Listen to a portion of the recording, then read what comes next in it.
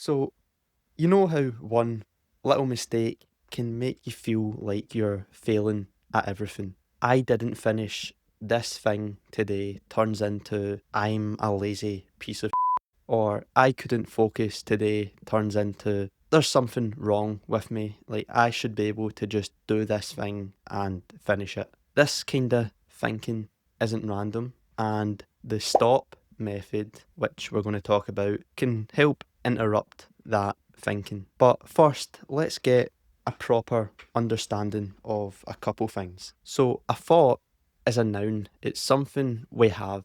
Thinking, however, is a verb. It's something that we do. It's the active process of engaging with those thoughts and overanalyzing them. It's this thinking part that makes our anxiety and unwanted thoughts feel so overwhelming. The Buddha taught that two arrows fly our way whenever we experience an emotion. Being hit by the first arrow, that's pain, and that's our initial thought. Then the second arrow is our emotional reaction to the first, and it's usually more painful than that first arrow, and that's the thinking. So the first arrow is the pain, that's the thought, and it can just come out of nowhere. And the second arrow is the suffering, which is the thinking, and that's something we have a bit more control over, right? Sometimes we have difficult days and we need to deal with challenging people and we make mistakes and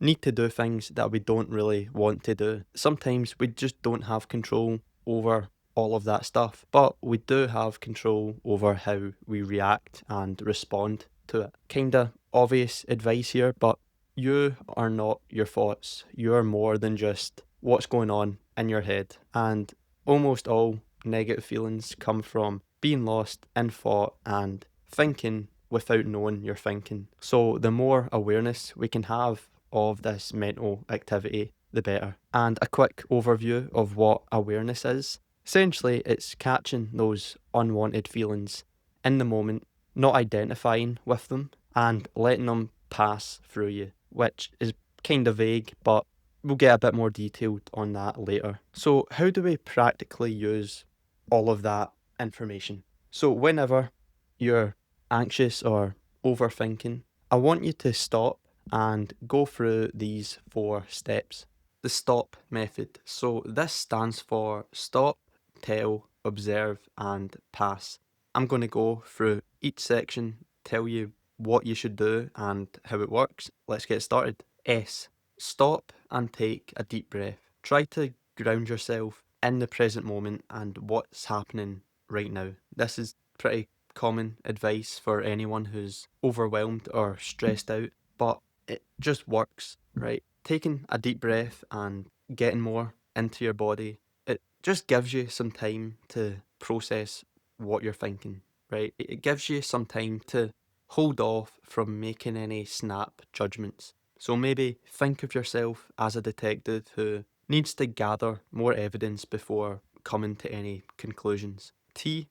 Tell yourself that this thinking really isn't helping me right now. Again, very simple advice, but if you can just tell yourself that in the moment when you're overthinking and overwhelmed, it sort of reminds you that you have control over the way you're thinking. Remember, you can't control the first arrow, which is the initial thought, but you do have control over your thinking about that thought. And this is where you can start creating more possibilities for what could happen, right? And this obviously depends on what you're overthinking about, but when you tell yourself that, you're in a way creating more possibilities. You're not just accepting your mind's first negative interpretation of what's going on. Observe your emotions. At this part of the method, I want you to try and think of this lion metaphor. So instead of being trapped inside a cage with the angry lion of your emotions, step outside the cage and observe it from a distance. So the lion hasn't changed, the unwanted emotions are still there, but your ability to handle the situation has changed completely. Pass through and let go. So allow all your unwanted emotions to pass through without attaching to them. Notice how different it feels to be a calm observer. So that's it. That's the stop method. If you can pause and go through those 4 steps in the moment when you're overwhelmed or anxious, it can help. One of the best ways to make this like a habitual thing is to use any negative or unwanted emotion as a reminder that you're overthinking or lost in thought. This is a skill that improves with time. Every time you use stop, you're sort of rewiring your brain's automatic response to anxiety, stress, all the stuff that you don't want. So I'll put the shortened version of this in the comments so you can actually remember what each step is, because what I've just went through is far too much to remember.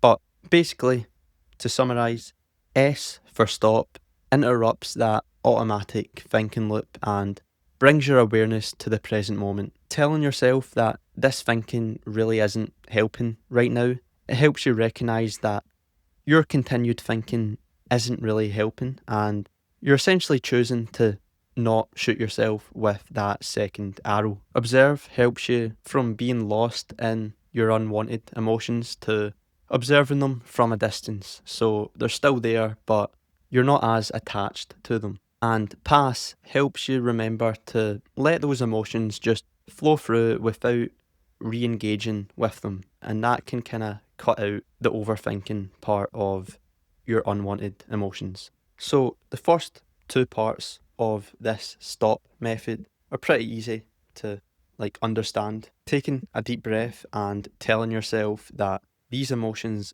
aren't really helping me right now, that's pretty straightforward and clear, like what you've to do. The observe and pass through parts are a bit more tricky to put into practice, but over time you might get the hang of it. And again, I've put down what each step is in the comments for you to have a look and try it out. So